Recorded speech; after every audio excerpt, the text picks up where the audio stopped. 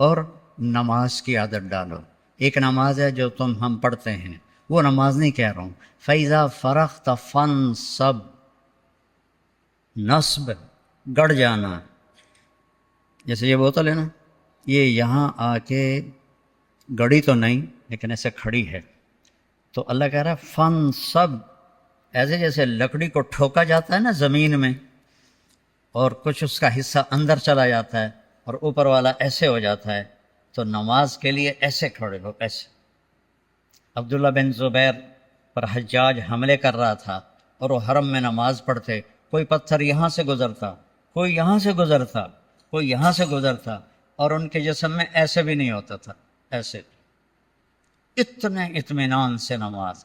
وَإِلَىٰ رَبِّكَ، بولو، فَارْغَب، رغبت کی نماز ہو، نماز میں دل لگے، نماز میں کھڑے ہو جاؤ، نماز میں کا انتظار کرو، نماز کو اپنے مسائل کے حل ہونے کا ذریعہ بناؤ، نماز میں دعائیں مانگنا سیکھو۔ ہم دعا نہیں مانگتے، دعائیں مانگنا سیکھو، یہ بہت بڑا سبب ہے۔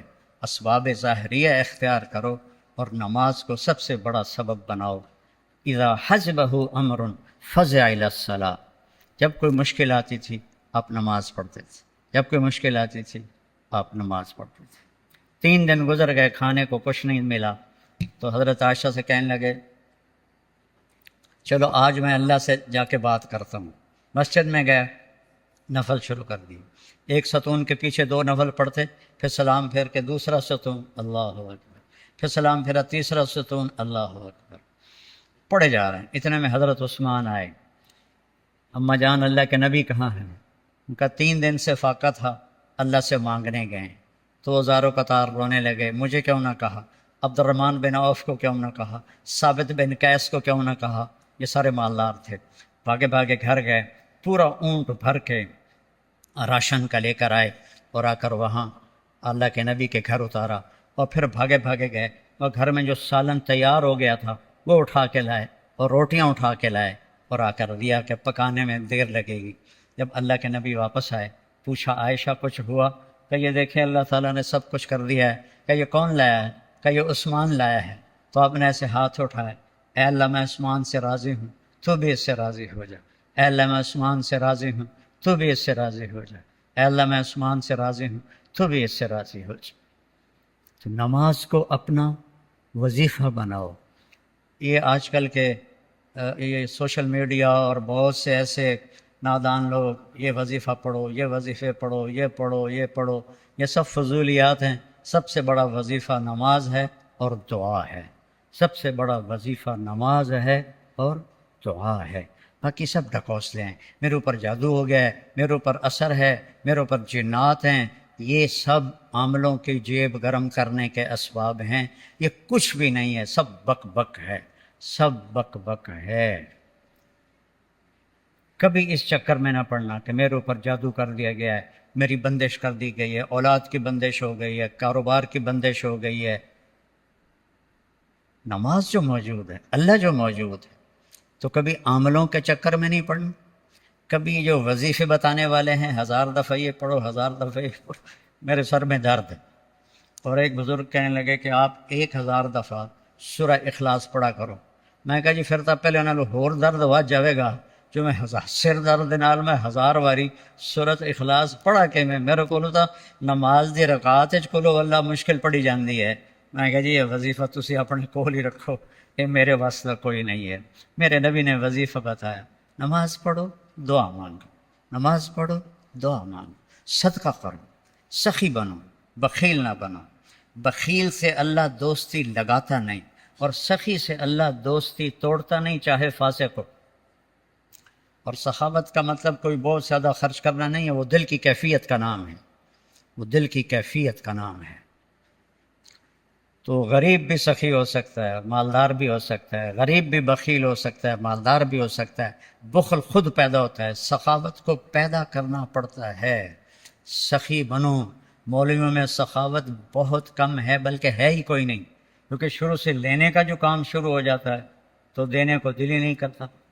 تو دینا سیکھو تاکہ اللہ تمہیں دے، کھلانا سیکھو اللہ تمہیں کھلائے۔ پلانا سیکھو، اللہ تمہیں پلائے۔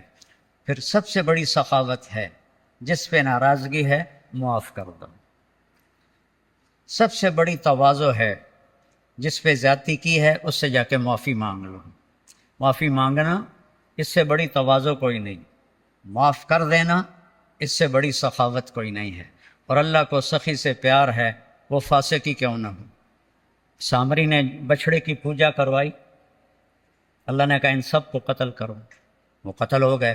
سامری نے پکڑا ہوا آ گیا، اللہ نے کہا موسیٰ سامری کو چھوڑ دے۔ کہ یا اللہ وہ بدبخت تو سب کو بچھڑے کی پوجا پہ لگانے والا۔ اللہ نے کہا سخی ہے، سخی کو قتل کرنا مجھے اچھا نہیں لگتا، آپ ہی مر جائے گا۔ وہ بخار میں مر گیا۔ تو سخاوت ایسی چیز ہے جو کفر و نفاق میں بھی کام دے جاتی ہے۔ بیٹا سخی بنو۔ اور ایک سخاوت بتائیے جس پہ کوئی پیسے نہیں لگتے، معاف کرنا سیکھو، معاف کرنا سیکھو، درگزر کرنا سیکھو، اپنی کوتاہی کا کھل کے اعتراف کرو۔ جو معافی مانگنے آئے اس کے آگے منہ نہ بناؤ، اسے فوراً اپنے سینے سے لگاؤ۔ الا تحبون ان یغفر اللہ لکم، معاف کرنا سیکھو، معافی مانگنا سیکھو۔ اور نوافل میں تہجد کا اہتمام کرو، یہ شعار الصالحین ہے۔ آپ نوجوان ہو تو آپ 70 سے بھی آگے چلے گئے، تہجد کا اہتمام کرو۔ نوافل اس سر درد میں، اس سر درد میں میرے نفل کبھی چھوٹتے ہیں، ورنہ 40-50 نفل روزانہ پڑھتا ہوں۔